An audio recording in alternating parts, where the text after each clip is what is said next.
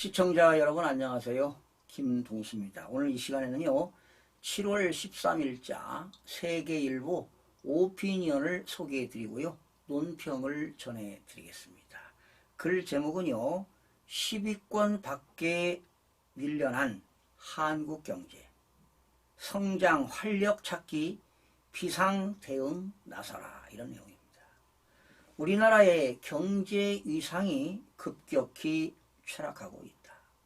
한국은행에 따르면 지난해 한국의 명목 국내 총생산 GDP는 1조 6,733달러로 세계 13위 수준에 그쳤다. 2021년 10위에서 3단계 하락하면서 2년 만에 톱 10 자리에서 밀려났다. 명목 GDP란 한 나라에서 재화와 서비스가 얼마만큼 생산됐는가를 보여주는 지표로 국가 경제 규모를 나타낸다. UN 통계에 따르면 2021년 한국의 명목 GDP는 1조 8,109억 달러로 11위였던 러시아 1조 7,787달러와 12위 호주 1조 7,345달러, 13위 브라질 1조 6,089달러를 앞섰지만 지난해 또다시 이들에게 자리를 내줬다.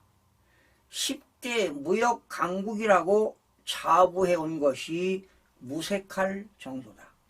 강달러로 인해 달러 전환 명목 GDP가 감소했다고는 하지만 경제 활력이 떨어진 데 따른 당연한 결과다. 급증하는 무역 적자가 가장 큰 원인임은 분명하다. 지난달 무역 수지가 16개월 만에 11억 달러 반짝 흑자를 냈지만 러시아, 우크라이나 전쟁 전후 급등했던 국제 에너지 가격이 안정되면서 에너지 수입액이 줄어든 영향이 크다. 무역 수지는 지난해 3월부터 올해 5월까지 15개월 연속 적자를 냈다.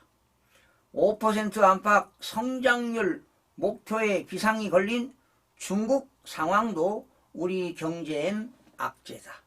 여기에 GDP 대비 102.2%에 달하는 가계부채가 소비 여력을 줄여 경제 성장을 둔화시킬 게 뻔하다.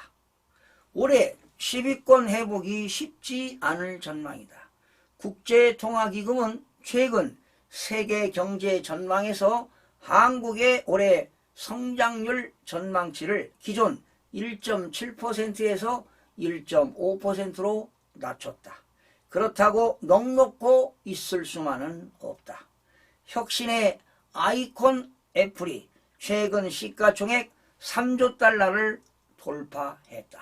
삼성전자 시가총액의 9배, 한국 명목 GDP 1.8배에 달한다. 정부가 최근 하반기 경제정책 방향에서 기업 등 민간 주도로 경제 활력을 제고하겠다고 공언한 것도 이런 이유에서다. 문제는 실천이다. 미래의 기술 패권을 좌우할 첨단 인공지능 분야는 승자 독식 구조다. 서둘러 AI 생태계 형성을 가로막는 규제 혁파와 투자 환경 개선, 첨단 고급 인재 양성에 적극 나서야 한다. 그러려면 노동개혁, 세제, 예산 지원 등이 뒷받침돼야 하는 것은 당연하다. 노동계는 정치 파업을 접고 국회도 정쟁 대신 입법으로 경제 살리기에 적극 동참해야 한다. 기업의 경쟁력이 곧 국력의 척도라는 것을 잊어서는 안 된다. 여러분 어떻게 들으셨습니까? 지금 참으로 우리나라 경제가 참 어렵습니다. 지금 우리나라는 지금 2년 연속 세계 10위였던 순위가 3단계 밀리면서 톱 10에서 10으로 탈락한 것입니다. 아마도 우리나라는 자원이 부족한데요. 수출로 먹고 사는 거 아니겠습니까? 자원이 풍부한 러시아 등의 추월을 허용했기 때문입니다. 특히 원화 약세로 인한 환율 효과가 적지 않습니다. 하지만 한국 경제를 둘러싼 대내의 환경이 악화 일로여서 언제 다시 10위권으로 재진입할 수 있을지 예측이 쉽지만은 않은 상황입니다. 2005년도에 처음 10위에 오른 한국은 이후 등락을 거듭하다가 2020년부터 2년간 10위를 유지했습니다. 순위 하락의 직접적인 원인은 킹달러 현상과 원화가치 하락입니다. 원화 표시 GDP는 늘었지만 원화가치는 12.9%나 하락하면서 달러 표시 GDP가 7.9% 감소했습니다.